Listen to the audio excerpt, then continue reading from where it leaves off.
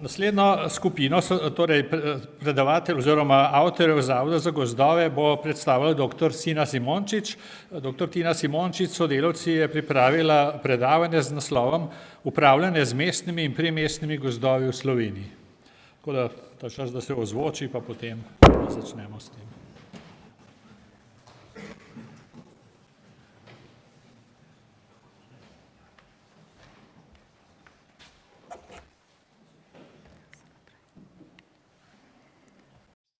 Lep pozdrav imenu. Skupaj s kolegi Zavoda za gozdove s centralne enote in 4 območnih enot, ki pokrivajo največje mestne gozdove v Sloveniji, smo pripravili en pregled upravljanja z mestnimi in primestnimi gozdovi v Sloveniji. Za začetek bi mogoče nekaj besed namenila definiciji mestnih gozdov, kako jih razumemo pri nas. In sicer se mi je zdela dobra tale definicija, ki govori o mestnih gozdovih kot gozdovih s poudarjeno rekreacijsko funkcijo, ki so običajno znotraj območja naselja ali na njegovem robu in imajo zaradi bližine in dostopnosti poseben pomen za kakovost bivanja in preživljanje prostega časa prebivalcev. Odbelila sem 4 besede oziroma besedne zveze, in sicer bližina, dostopnost, poseben pomen in pa prebivalci. To so nekako značilnosti, ki označujejo mestne gozdove in jih tudi ločujejo od drugih gozdov. Definiciji bi dodala še okoljski pomen mestnih gozdov, ki sploh v zadnjih letih v okviru vseh globalnih sprememb izrazito narašča. Pomen mestnih gozdov v Sloveniji se zagotovo krepi. Res je, da smo 4. najbolj gozdnata država v Evropi in nekje med srednje poseljenimi evropskimi državami, ampak v slovenskih mestih danes živi 50% prebivalcev in dela več kot 90% vseh zaposlenih.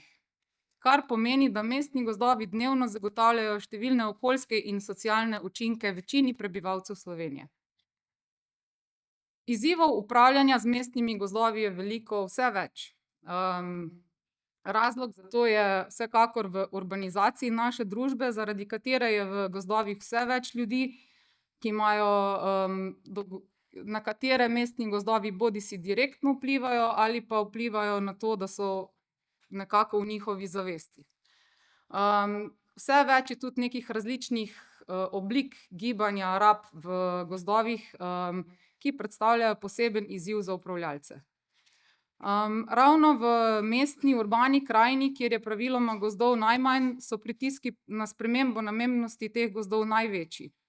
Naselja se širijo tik do gozdov, kar je problematično predvsem v primerih zapiranja, dostopnosti zaradi nekih posebnih interesov in pa minimalnih neustreznih odmikov gradnje od gozdnega roba. V mestu so številne dejavnosti, ki niso locirane v gozdovih, pa vseeno na njih znatno vplivajo. V zadnjih letih se je zaradi številnih podnebnih sprememb in pa ujm, ki so prizadele tudi mestne gozdove, pokazala problematika odsotnosti aktivnega gospodarjenja z mestnimi gozdovi, ki ima za posledico slabše stanje, slabšo vitalnost in pa stabilnost teh gozdov. Izziv je tudi razdrobljena lastniška struktura, zaradi katere številni lastniki nimajo interesa po aktivnem gospodarjenju. In pa številna mesta nimajo noveliranih odlokov o gozdovih s posebnim pomenom, ki so nekako osnova za usklajeno rabo teh gozdov. Po zakonu o gozdovih so gozdovi, v katerih so izjemno poudarjene izbrane socialne funkcije, lahko razglašeni s predpisom lokalne skupnosti za gozdove s posebnim namenom. In v to kategorijo uvrščamo tudi mestne gozdove, ki jih z odloki razglasijo lokalne skupnosti. Mi se bomo v predstavitvi osredotočili predvsem na te gozdove. Teh gozdov je v Sloveniji dobrih 5000 hektarjev oziroma 0,4% celotne gozdne površine. Ni veliko, ampak če pogledamo njihovo prostorsko razmestitev, z izjemo južne Slovenije, kočevske regije, kjer je poselitev res nizka in gozdnatost visoka, so nekako razporejeni po celotni državi, kar kaže na njihov velik pomen v lokalnem okolju. Če primerjamo velikost mestnih gozdov, vidimo, da so lahko zelo majhni ali pa zelo veliki, ni nekega pravila. Se pravi, obsegajo od 30 hektarjev pa vse do dobrih 1000 hektarjev. Odloki, številni odloki so bili sprejeti tam nekje v 60., 70., 80. letih, nekatera mesta pa imajo šele nedavno sprejete oziroma novelirane odloke. Prvi celostni odlok, ki je podrobno urejal načine gospodarjenja, varstvene režime, omejitve in pa tudi finančna nadomestila, je bil odlok o gozdovih s posebnim namenom Celje. Mogoče še ena zanimivost, tudi ni pravila, kako so velika mesta, okrog katerih so razglašeni mestni gozdovi. Lahko gre za zelo majhna mesta ali pa za naše največje mesto, prestolnico. Mestni gozdovi se razlikujejo tudi glede na lastništvo. Sicer prevladuje zasebno lastništvo, ampak v nekaterih mestnih gozdovih prevladuje tudi javno lastništvo. Tak primer je recimo Panovec, kjer prevladujejo državni gozdovi, ali pa gozdovi v okolici Tržiča, kjer prevladujejo občinski gozdovi. V splošnem je pa za vse nekako značilna razdrobljena lastniška struktura. Za primer Golovca lahko pogledamo, da je na dobrih 600 hektarjih 500 zasebnih lastnikov in solastnikov gozdov, povprečna velikost posesti pa je 1,4 hektarja. Na primeru 4 mestnih gozdov smo podrobno analizirali nekatere karakteristike upravljanja, načrtovanja in gospodarjenja, in sicer na primeru Maribora, Ljubljane, Celja in Novega mesta. Nekako vsem 4 mestnim gozdovom je skupno, da neposredno obdajajo mesta in segajo do samih centrov mest in so najobsežnejša zelena infrastruktura mest. Znotraj teh mestnih gozdov pa imajo gozdni kompleksi različen pomen za prebivalce. Nekateri so namenjeni predvsem rekreaciji, nekateri biotski raznovrstnosti in podobno. Značilnosti upravljanja smo analizirali na podlagi 9 izbranih meril. In sicer temna zelena barva na tej shemi nakazuje zelo visoko oceno, se pravi, da je zelo ustrezno stanje glede izbranih meril. Svetlo zelena barva pa, da je ocena slaba, se pravi, da izbrana področja še niso tako razvita. In v nadaljevanju bom bolj podrobno predstavila tele značilnosti. V vseh izbranih mestnih gozdovih je stanje gozdov relativno v redu, je pa še vedno precej sestojev s spremenjeno drevesno sestavo, ki je posledica preteklih rab, kot so steljarjenje, paša in pa pospeševanje ekonomsko zanimivih vrst. Prevladujejo debeljaki, pomlajenih sestojev je malo, proizvodne dobe pa so praviloma daljše. Gozdovi so relativno dobro odprti z gozdnimi prometnicami, ki služijo večinoma tako za gospodarjenje z gozdovi kot tudi za rekreacijsko rabo. In pa v zadnjih letih, desetletju narašča delež sanitarnih sečenj, ki je predvsem posledica visokega deleža smreke zaradi preteklega gospodarjenja. Vsa 4 mesta imajo sprejete ali novelirane odloke o gozdovih s posebnim namenom. Celje in Ljubljana pa imata sprejeti tudi strategiji razvoja mestnih gozdov, katerih namen je še dodatno krepiti zavest o pomenu mestnih gozdov, razvijati socialne funkcije v teh gozdovih in pa tudi zagotoviti kapacitete za razvoj in upravljanje teh gozdov. V Novem mestu pa kot zanimivost imajo v občinskem prostorskem načrtu opredeljeno tudi posebno namensko rabo primestnih gozdov, katere namen je predvsem zaščita teh gozdov pred krčitvami. Podlaga za odkup zasebnih gozdov s strani lokalne skupnosti in pa predkupne pravice mestnih občin izhajajo iz odlokov o gozdovih s posebnim namenom. Ti odkupi, kot smo videli v prejšnji predstavitvi, so bili zelo intenzivni v mestnem gozdu Celje. Od sprejetja strategije pa narašča odkup mestnih gozdov tudi v Mestni občini Ljubljana. Odkup poteka na podlagi nekih kriterijev, zato da je pač stvar celovita, in sicer bodisi bližina gozdov območjem gostejše poselitve, poudarjenost socialnih funkcij, združevanje z obstoječo gozdno posestjo v lasti občine in podobno. Nekatere občine se pa poslužujejo oziroma v nekaterih tudi principa odkupa samo dela parcel, po katerih poteka pot. Takšen primer je na sliki iz Mestnega gozda Novo mesto, kjer je občina odkupila samo dele parcel, po katerih so uredili novo kolesarsko in pešpot. Z vsemi odloki so predvidena tudi izplačila oziroma nadomestila lastnikom gozdov v primerih omejevanja uživanja lastninske pravice zaradi javnega interesa, ki pa se do sedaj še niso uveljavila. Režim prilagojenega gospodarjenja v mestnih gozdovih je predpisan v načrtih za gospodarjenje z gozdovi, odlokih ali pa posebnih usmeritvah. Gre predvsem za področja pomlajevanja sastojev in nege, varstva gozdov, potem nekih prilagoditev pri izbiri dreves za posek in samem poseku, sečnji in spravilu in pa strožjih pogojih pri gozdnem redu in ureditvah sečišč.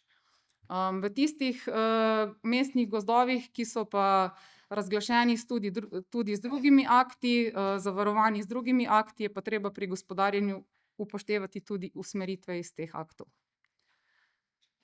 Tudi rekreacijska infrastruktura je pomemben ukrep prilagojenega gospodarjenja z gozdovi. Mesta se med seboj precej razlikujejo v omrežju rekreacijske infrastrukture in pa tudi njeni ureditvi, kar je posledica nekih potreb, lastništva, pripravljenosti občin, angažiranosti in pa kapacitet za gradnjo in vzdrževanje rekreacijske infrastrukture. Odnosi z javnostjo postajajo vse pomembnejši. V Celju je že tradicija, kot je Robert prej pokazal, ne bi več dodajala. V ostalih mestnih gozdovih komunikacija večinoma poteka krizno, ob ekstremnih dogodkih in ob večjih aktivnostih ali v času sprememb in dopolnitev odlokov in načrtov. V Ljubljani je bilo več promocije mestnih gozdov od izvajanja projekta Urb for Done. V splošnem se mestne gozdove do sedaj ni zadosti izkoristilo kot neko blagovno znamko. Izjema je spet Celje, kot je bilo že prej dobro pokazano, kjer je mestni gozd postal prepoznavna značilnost mesta in zgled trajnostnega upravljanja s prostorom in je to tudi zelo dobra priložnost za ostala mesta. V Ljubljani se je pa tudi v okviru projekta Urb for Done začelo mestni gozd bolj promovirati kot blagovno znamko preko celostne grafične podobe, kar je tudi dober način, da se preko opremljanja rekreacijske in komunikacijske infrastrukture mestne gozdove promovira kot blagovno znamko. Za konec bi izpostavila samo nekaj misli in pa predlogov za okrepitev področja upravljanja z mestnimi gozdovi. Odloki in strategije so pomembne varovalke pred spremembo namembnosti, podlaga za prilagojeno gospodarjenje in pa nekako zaveza lokalnih skupnosti, da bodo nudile podporo pri upravljanju tega prostora. Pri pripravi odlokov in strategije je nujno sodelovanje med lokalnimi skupnostmi kot odločevalci in pa javno gozdarsko službo, ki nudi strokovno podporo. Pomembno je, da so vsebine glede mestnih gozdov ustrezno vključene v gozdno-gospodarske načrte. V okviru obnove območnih gozdno-gospodarskih načrtov so se s tem namenom pripravili cilji in usmeritve za gospodarjenje z mestnimi gozdovi, ki so bili tudi vključeni v območne načrte, ki zajemajo mestne gozdove. Za naprej pa je pomembna dopolnitev načrtov gozdno-gospodarskih enot na način, da bo v njih več prostora za vsebine vezane na mestne gozdove, podrobno conacijo tega prostora in pa cilje za izbrane funkcije gozdove in pa ukrepe in usmeritve, ki te funkcije podpirajo. Podrobna conacija gozdnega prostora je način za zmanjševanje nesoglasij v gozdnem prostoru in pa preprečevanje negativnih učinkov na gozd. Bolj intenzivna participacija in vključevanje lastnikov gozdov in javnosti.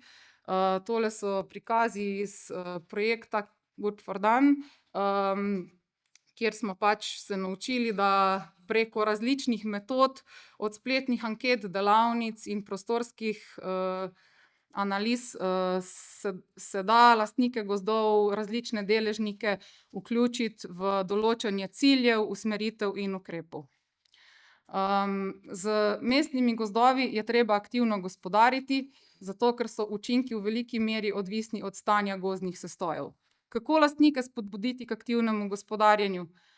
S participacijo, s pomočjo pri gospodarjenju, bodisi preko skupinskih odkazil, povezovanja, pomoči pri izvajanju del.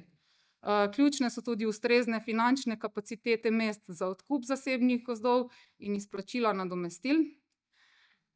Potem bi pa samo še izpostavila, da je delo z mestnimi gozdovi je delo z gozdovi in z ljudmi in je zato izredno zahtevno in specifično delo, ki zahteva dodatna znanja, entuziazem in komunikacijske sposobnosti.